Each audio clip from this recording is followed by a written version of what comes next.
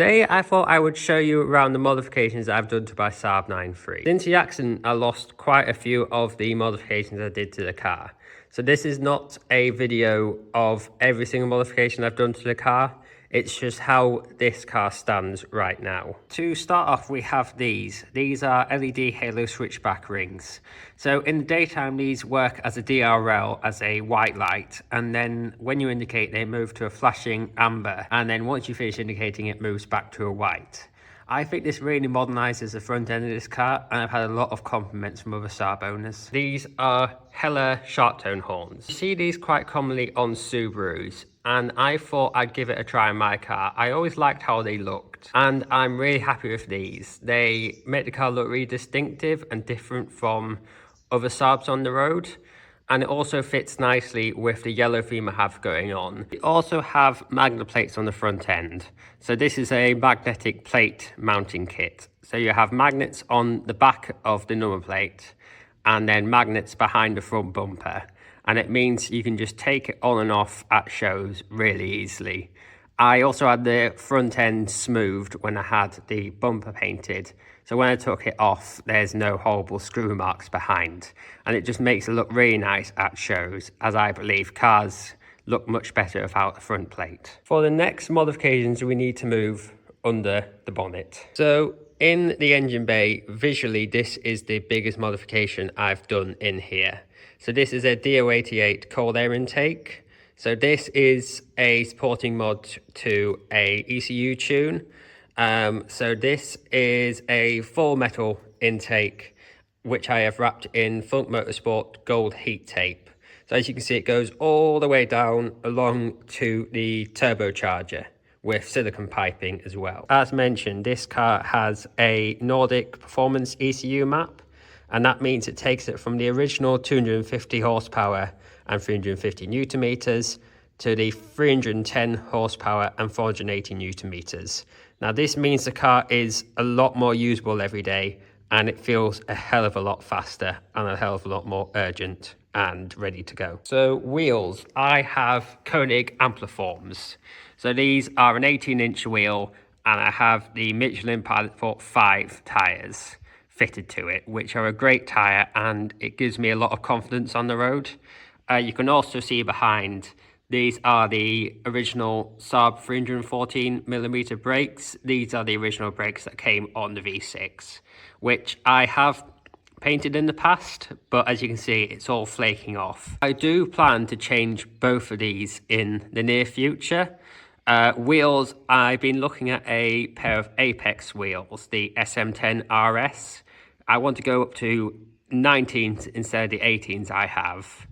I've had these wheels for quite a long time, and I think it's just time for a switch up. Brake wise, I have a kit to convert the 314mm brakes to Brembos off Megane RS. Visually, another modification fitted was the iBack Pro Kit springs. So they're a lowering spring. I believe it was 30mm on the front. I can't really remember what the rear is, but looking down side of the car gives it a really nice aggressive stance. I will be changing this at some point though. I'd like to put some BC coilovers on it.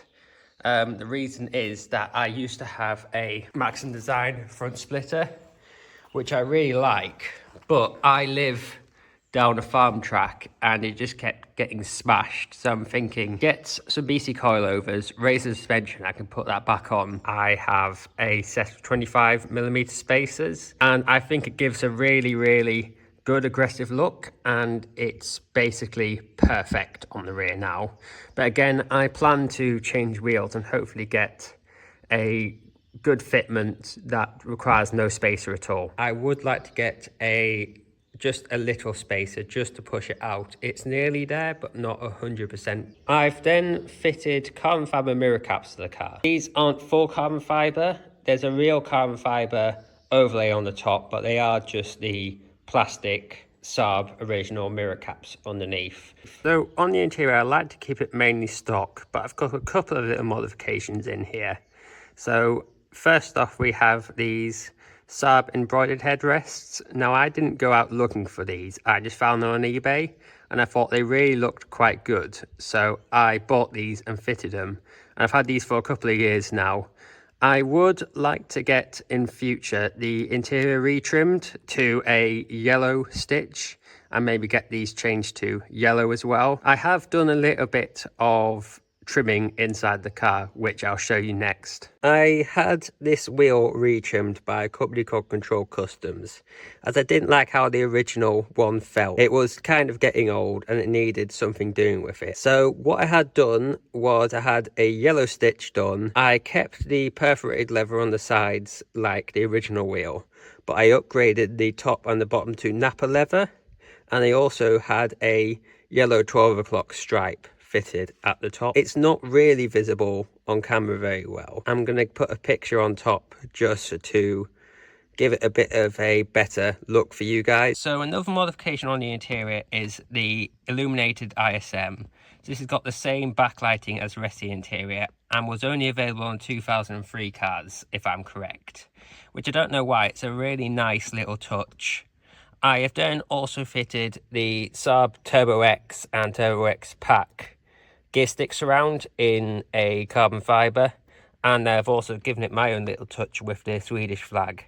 But that's definitely one of my favourite things and quite a rare find. So my favourite modification I've done to this car is this full Apple CarPlay head unit. So the original head unit, the original system was the Saab navigation unit, and it really isn't up to today's standards.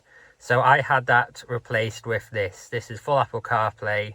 It lets me do everything that a brand new car can do: maps, phone, navigation, music, any app I need on the road I have. And it's a lot safer instead of trying to use my phone to play music or trying to skip tracks. And this really means I never have to upgrade this car at all. It was expensive, but for the convenience it gives me on the road, it really was worth the money. I also fitted these. These are LED projector floor lights, which replace the original lights in the door card. So there's a couple of different choices you can have for these, but I chose this as I believe it looks the best and it's the most like what Saab would have fitted if they're still around. On the rear, the only modification really is a rear box delete. So that's removing the rear exhaust boxes completely. And I've had what I think, if I can remember, is a 3-inch tip put in place. Now this car's really, really quiet from factory, and I think being a V6, it needs some of that V6 noise. So I had the rear boxes taken off and it's just completely transformed the car.